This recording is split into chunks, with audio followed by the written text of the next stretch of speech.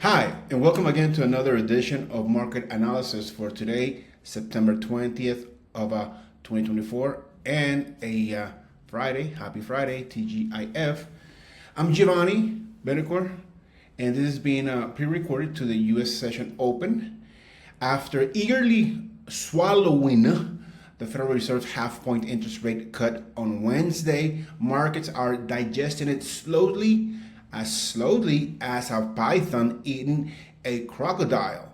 First, there was euphoria in the moment it arrived, followed by retreat, followed by new record highs Thursday for the S&P 500 and the Dow Jones Industrial Average. One big message from the Fed's outsized move is that it shows Chair Jerome Powell is serious about wanting to avoid a recession. In other words, the soft landing is on track, and that's very good for stocks. Thursday saw a broad rally, but those magnificent seven stocks that drove returns before the prospect of interest rate cuts didn't particularly well. Tesla gained 7%, Nvidia, Apple, Meta platforms each added around 4%. That suggests that just maybe people were buying because everyone else was buying. Okay, yep. FOMO. Now, markets tend to overshoot, and the risk now is that they are getting ahead of themselves. The Fed sees rates falling to about 3.5% by the end of the year, according to the latest dot plus, in which officials map out their expectations. Investors are already pricing in rates getting to 3% by then. Now, overshoot isn't the only risk. Any surprises from the Bank of Japan that aggravate the yen carry trade, where investors are surprised or overwhelmed by having to pay back money they borrowed in the lower rate Asian currency, as seen last month, could change the outlook again. More instability in the Middle East or political problems at home with the election looming could also shake things up.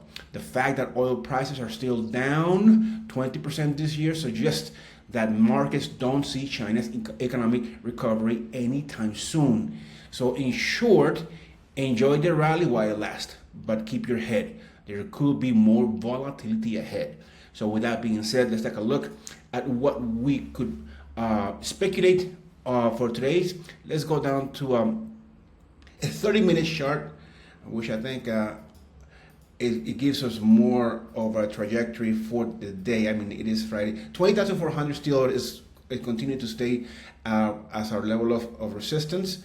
And will we get there today? Who knows? But we want to be able to set ourselves above 20,000, that's for sure. So that basically is where I will have to bring my level of support, wherever I find it. So, okay, here it is. It's 30 minutes, so it's going to be further away. So let's see, in 30 minutes, will we reach 20,000 in the S&P, and then 20,400? Will that be the case? I don't know. What do you know? We did open with a gap up in this half an hour chart, okay? So, but anyhow, we want to be able to, do you see this double top right here? Created, boom, it created a double top right here. That double top, that was made yesterday. Actually, yep, yesterday in the morning. So that will be our first target, okay? And therefore, and that's what we should shoot for.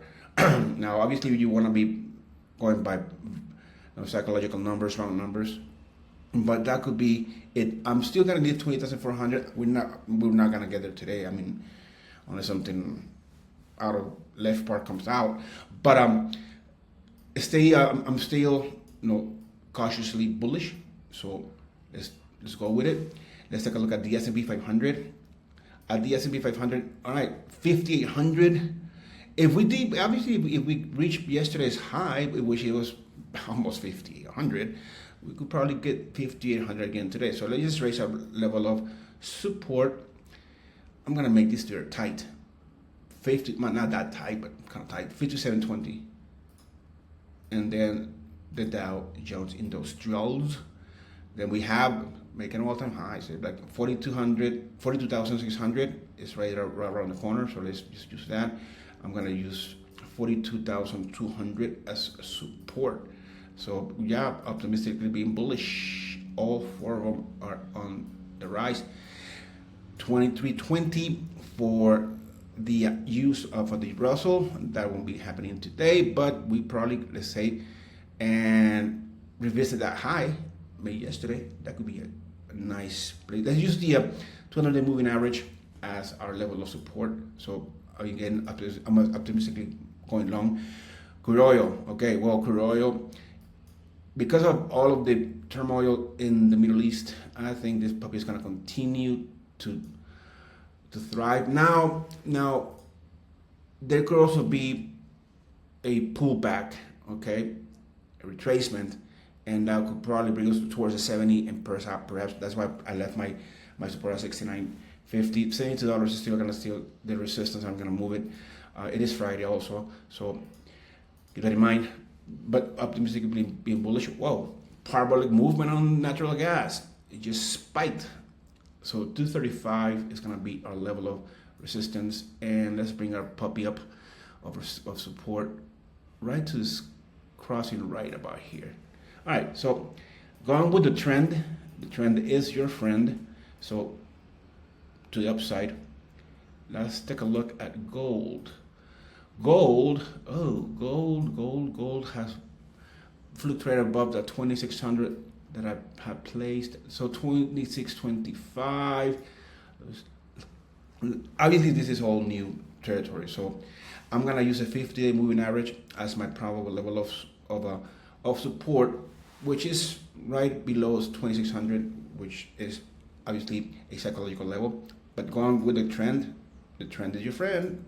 To the upside, silver didn't make a quite strong move as gold did. But let's bring a level of support right to the 200-day moving average in this time frame. But it's right there. It did open with a gap up, so I'm gonna raise that level of resistance to 31.50.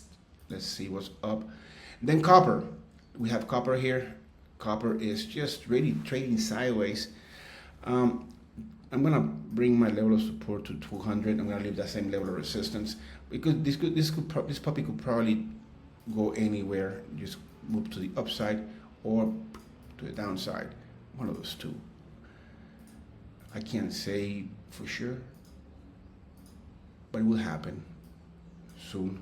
All right. So Bitcoin, 64,000 was met. Momentum is to the upside, as we see. Obviously, we've seen some profit taking. All right, but if we get to 65,000 and it's not rejected, more money is gonna flow in, and it could probably rally up to 70,000. If we don't get 64,000 again today, that could just probably be obviously people resetting the positions, waiting for more volume to come in. But if we happen to see that the Bitcoin actually begins to fluctuate to the downside and just comes down and passes our 50-day moving average and comes down to 62,000, which is when I'm going to leave my level of support, and it breaks that towards the 60,000, it will probably continue to have that pain longer in the month, that continuation. So trading towards the 62, 60, then it'll trade down to obviously the 50s. So right now, I'm cautiously optimistic to the upside on Bitcoin. Euro. All right, so Euro is, let's bring our level of support right to that 200-day moving average. Again, 112 is the target, but I'm going to leave my same level of resistance there. So nice move to the upside, optimistically bullish.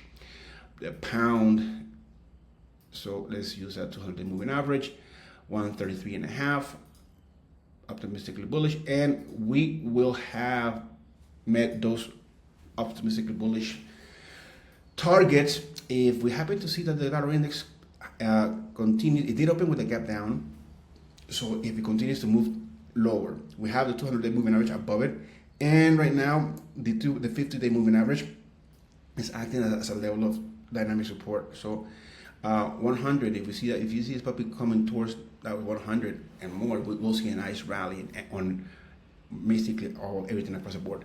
That is it for me today. Have a fantastic weekend, and I will see you on Monday.